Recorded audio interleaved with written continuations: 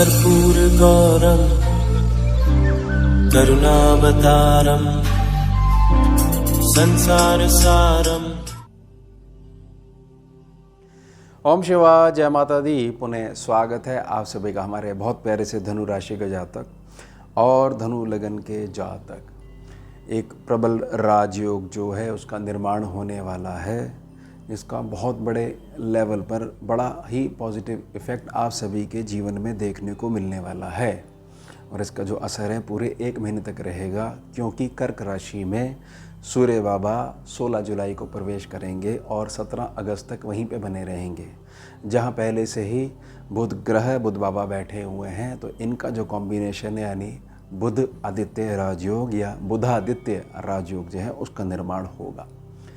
अब यह जो बात है उसको समझने से पहले हमारे को थोड़ा बृहस्पति की स्थिति भी समझनी पड़ेगी, तो बहुत अच्छे से जो है हमारे को विषय जो है क्लियर हो पाएगा। अब 12 जून से जो है अष्टप्रभाव में आ गए थे और 9 जुलाई तक अष्टप्रभाव में बने हुए थे, लेकिन इसके पश्चात जो है बृहस्पति बाबा उदय हो जाएंगे। मैं पुनः आपको स्मरण करवा देता हूँ, बृहस्पति बाबा पूरे 8 साल तक अतिचारी चाल में हैं। अतिचारी चाल में वो भी बृहस्पति बाबा, तो ये चीज़ समझ जाइएगा कि वह प्रणाली जो गलत चलेगी उसके प्रति बृहस्पति बाबा न्याय प्रणाली अपनी लागू करेंगे ही करेंगे, बिल्कुल भी पीछे नहीं हटने वाले हैं। ये अलग प्रकार के बृहस्पति पूरे 8 साल तक बने रहेंगे। अब ये जो बृहस्पति बाबा जो हैं, ये मिथुन राशि में बने हुए हैं 18 अक्टूबर, तो उसके पश्चात ये कर्क में आ जाएंगे, उच्च प्रभावी हो जाएंगे। यह आपका सप्तम भाव पड़ता है। तो ये चीज़ समझ लीजिए, धनु राशि और धनु लगन के जातक जिनको विवाह में बहुत ज़्यादा दिक्कत आ रही है, रिश्ते आ ही नहीं रहे हैं, तो उसमें 9 तारीख के बाद कुछ मजबूती मिलेगी। साथ ही साथ विवाह हो गया था पूर्व में, लेकिन विवाह के पश्चात, क्योंकि विवाह करवाने वाला प्लैनेट अलग है, गृहस्थी सुख देने वाला प्लैनेट अलग हो जाता है, सेक्शंस चेंज हो जाते हैं, तो उसमें बहुत अधिक संघर्ष देखने को मिल रहा है। तो वह संघर्ष भी जो है कम होना शुरू हो जाएगा, और कम होते होते जो मैं निजी प्रार्थना कर रहा हूँ उसको स्वीकार कर लेते हो, बिल्कुल ज़ीरो हो जाएगा। यानी आपके घर में जो वैल्यू नहीं हो रही थी वह होनी शुरू हो जाएगी। साथ ही साथ व्यापारिक क्षेत्र से जुड़े हुए जो लोग हैं, जिनको समझ में नहीं आ रहा था कि इतना अमाउंट लगा के ये काम शुरू करा है, सारी चीज़ें ठीक चल रही थी, लेकिन ये क्या होने लग गया, ये थोड़ा सा अस्त का प्रभाव है, क्योंकि आपकी जो लगन कुंडली है या रिक्वायर्ड डिविजनल चार्ट्स हैं, वहाँ भी थोड़ी सी कमी देखने को मिल रही है। लेकिन गोचर के आधार पर जो कुंडली बन के आती है उसमें मजबूती फाइनली हो जाएगी।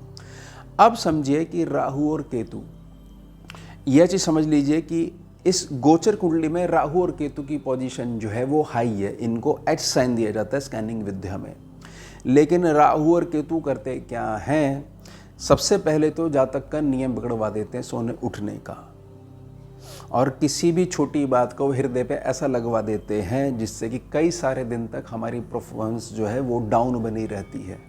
कि हमारे को वहाँ पर जो है ऐसे शब्द बोले गए, वह शब्द सोच भी नहीं रहे, लेकिन अंदर घूमे जा रहे हैं, मंत्र जाप चले जा रहा है उनका।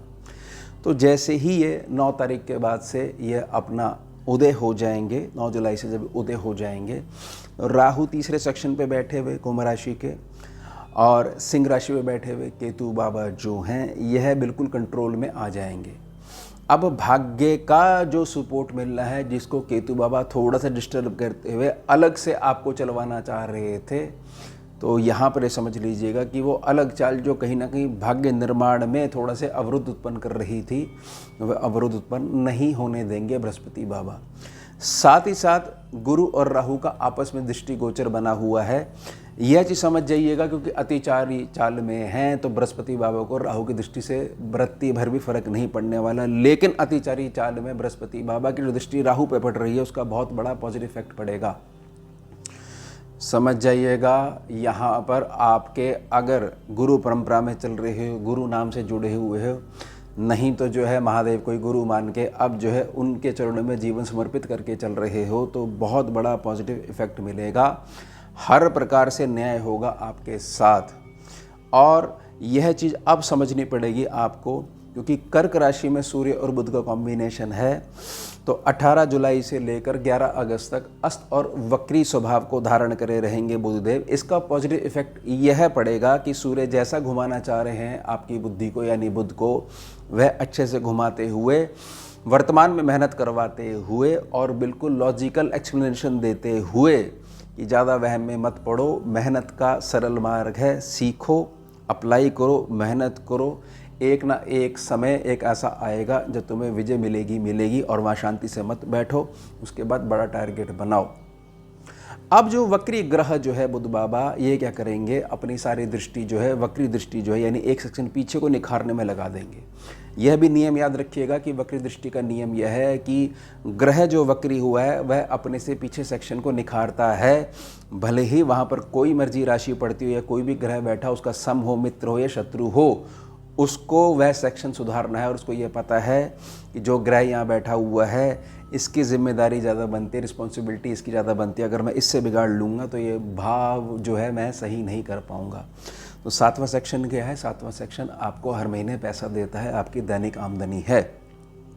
तो यहाँ पर वैसी बुद्धि अब आने वाली है, अलग प्रकार के क्षेत्र आने वाले हैं और इस प्रकार की स्थितियां बनने वाली है कि जो असल में आपका भला चाहने वाले लोग हैं, जिनके लिए मैं भी प्रार्थना करता हूं कि हाँ ऐसे कंधे बढ़ाइए, ये है परिवार के सदस्य अब बढ़ने शुरू हो जाएंगे, कंधे आपने बढ़ाने शुरू कर दिए, वह लोग आके आपको इस प्रकार के मार्ग जो सजेस्ट करेंगे, आप उन मार्ग पे जब चलना शुरू करोगे और ये समझ लीजिए जिस हिसाब से अब तक आप मेहनत करते आ रहे थे उसमें थोड़ी सी अब चालाकी भी, कूटनीति भी शामिल करवा देंगे। बहुत हद तक जो है कुछ ही समय में यह वाला सेक्शन बहुत ज़्यादा मजबूत हो जाएगा। यह सेक्शन मजबूत होते ही एक बात की गारंटी आप धनु राशि धनु लगन के जातक जो है वह आपको हो जाएगी कि करने से ही काम होते हैं। यह भी बात याद रखिएगा क्योंकि ये इसके सम्मुख जो है धन भाव पड़ता है। यह जो राजयोग है, राजयोग का यह बुध आदित्य राजयोग है, इसका अर्थ यह बिल्कुल भी नहीं है कि राजयोग का मतलब कि 1 महीने तक हमारा जो संघर्ष है, हमारी मेहनत है वह ना के बराबर लगने वाली है क्योंकि अपने आप चल के हमारे तक फल आने वाला है। नहीं, बुध आदित्य राजयोग किस प्रकार से काम करता है, आपके भीतर छुपे हुए आपका जो टैलेंट है जिसको आपने दबा दिया था, कुछ विषम परिस्थिति होने के कारण वह उसको बाहर निकालता है, आपको रियलाइज़ करवाता है कि पहले संकल्प लीजिए, माइंड सेट को बदलिए, तब जाकर आपको समझ में आएगा कि चीज़ें करने से ही होती हैं, ना कि यह कि चलिए बड़ी अच्छी खबर मिल गई है 16 जुलाई से लेकर 17 अगस्त तक सूर्य बुध का कॉम्बिनेशन है, बहुत बढ़िया जो है समय जाने वाला है, बहुत अच्छी बातें जाने वाला है। लेकिन मैं ग्रह की जो कार्य प्रणाली है उसके लिए भी निजी प्रार्थना कर रहा हूँ कि यह राजयोग ऐसे काम करता है। आपको बहुत हद तक अपने माइंड को चेंज करने की आवश्यकता है, अपने आप को थोड़ा सा आसपास का जो एनवायरनमेंट है उसके साथ मैच करने की आवश्यकता है। तो ये जो राजयोग है 17 अगस्त के बाद भी काम करता रहेगा केवल आपके लिए, क्योंकि आपने फाइनली लेसन लर्न कर लिया है। यह भी बात ध्यान रखिएगा कि अगर आपकी जो आयु है 35+ है और जो मैं निजी प्रार्थना कर रहा हूँ तो ये टर्निंग पॉइंट होगा, ये महीना जो है टर्निंग पॉइंट लेकर आएगा और अब आपकी जो प्रोग्रेस होगी पीछे मुड़कर नहीं देखोगे। लेकिन ये याद रखिएगा कि आपके जीवन में अब आराम का कोई भी शब्द एंटर नहीं करना चाहिए। मेहनत और केवल मेहनत, वो भी केवल इस आधार पर कि मैंने उसको बहुत अच्छे से लर्न करा है, समय दिया है और पूरे का पूरा जो है मैंने अपने लक्ष्य को समर्पित कर दिया है मेरा जीवन। तो समझ जाइएगा कि तब जाके जो कल्पना में आप ऐसी प्रार्थना करते हो कि अगर ऐसा हो जाए तो वो वैसा होगा, क्योंकि आप वैसी परिस्थितियां बना सकते हो। इसका एहसास सूर्य और बुध का ये बुध आदित्य राजयोग करवाने के लिए आ चुका है। शुभता आपको 9 जुलाई से देखने को मिल जाएगी बहुत सारे क्षेत्रों में। निजी प्रार्थना एक है, एक मूल मंत्र समझ लीजिए, धनु राशि धनु लगन, आप दुनिया में अकेले आए हो और अकेले ही जाओगे। इससे यह जो मंत्र का जाप लगातार करता है, इससे जो मजबूती मिलती है वह किसी भी ग्रहीय उपचार से, ग्रहीय उपाय से नहीं मिलने वाली है, क्योंकि यही है परफेक्ट माइंड सेट। तो ये ज़रूर आप स्वीकार करिएगा, ये निजी प्रार्थना रहेगी। तो ये हमारा उत्तम विषय। मिलते हैं आपसे अगले भाग में नए विषय के साथ। जुड़िए और जोड़िए। हम सेवा जय माता। भुजगेन्द्रहारं कर्पूरगौरं करुणावतारं